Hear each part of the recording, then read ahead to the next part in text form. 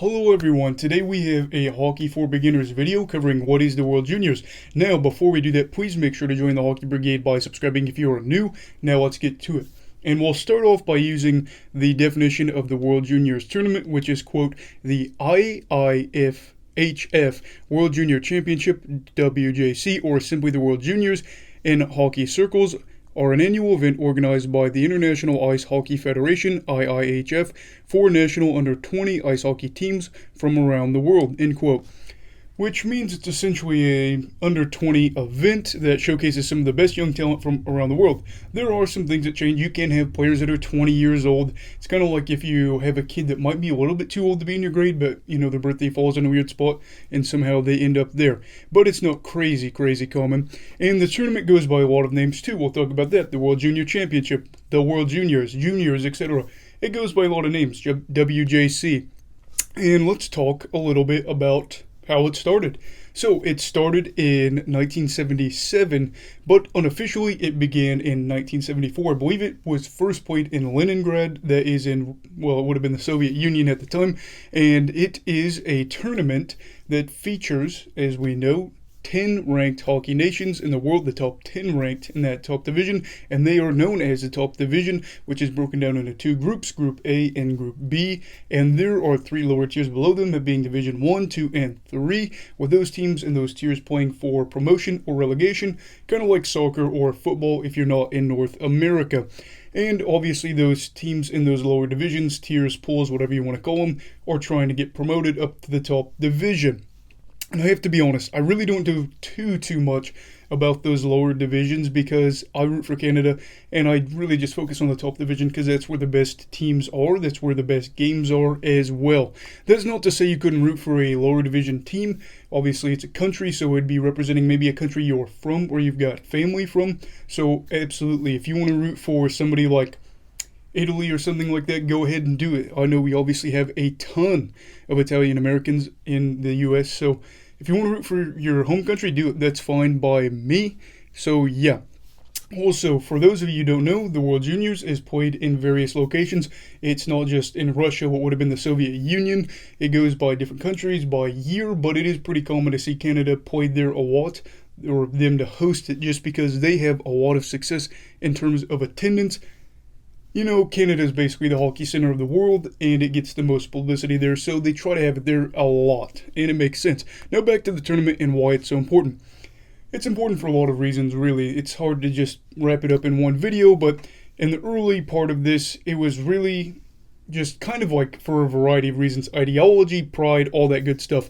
In the late 1970s, the Soviet Union, or USSR, still existed, and this was one of the few opportunities Soviet players and players from the Western world could play against each other, and that meant a lot. And when you tell me national pride and the Cold War that was still going on, that was a big deal, especially because the Soviets won the first 7, if you unofficially count 1974 through 1976, which is kind of crazy to think that they were that good back in the day.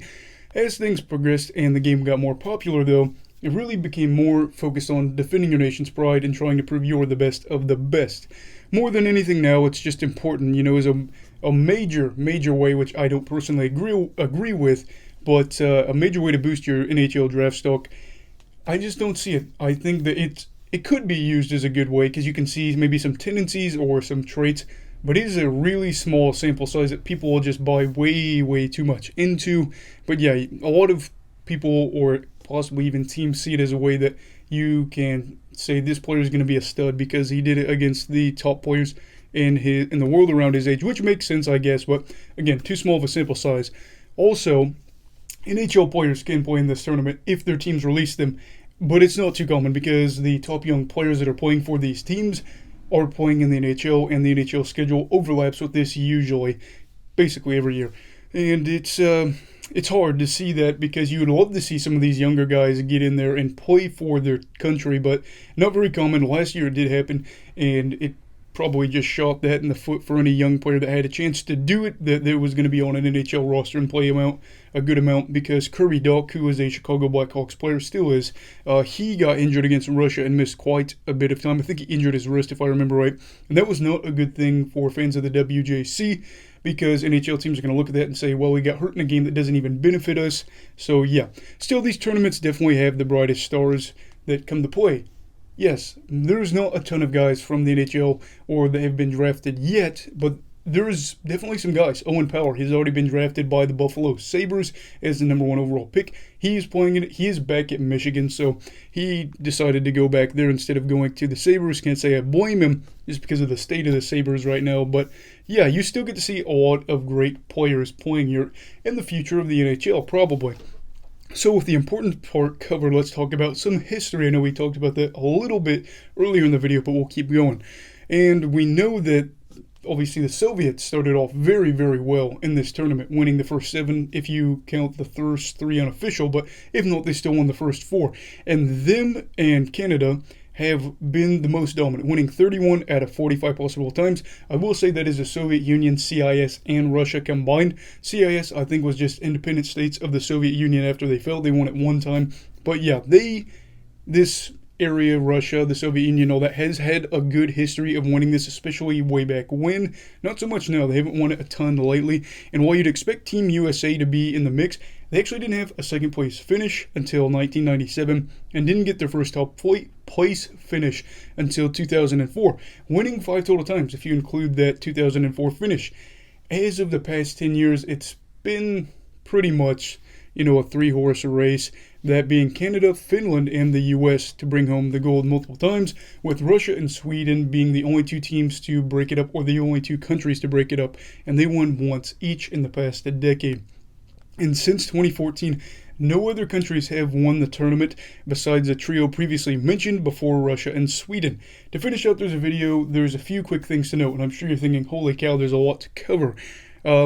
Here's the main thing. The top division used to consist of 8 teams, and I think around 1996 they switched it to 10. It's pretty cool, and here is a definition of how this works. So, how the tournament works. Quote, the preliminary round is a 2-group of 5 teams, each internal round robin format, followed by a 3-round playoff. In the round robin, 3 points are allotted for a regulation win, 2 points for an overtime or shootout win, 1 point is allotted for an overtime or shootout loss. End quote. The top 4 teams in each group make the playoffs and face each other based off standing by their group or point total, and it goes by a variety of factors if it's just tied all the way around. So example, Group 1A would face Group 4B because the best would play the worst and go on from there to the semifinal and the championship, and I'm sure that's a lot going on there for you. Also, teams that finish 5th, it's kind of interesting. They will go on to play each other in a best-of-3 series, and whoever loses that gets relegated down. And you don't want to go down a division, so you don't want that. This year, things will be a little bit different, though. I believe there's going to be 11 teams, maybe they said, that will be in the top division this year, and that's going to be really weird because COVID is impacting things. They're not going to have any relegation this year because COVID. The U.S. has already had to forfeit to Switzerland because of a positive test yesterday.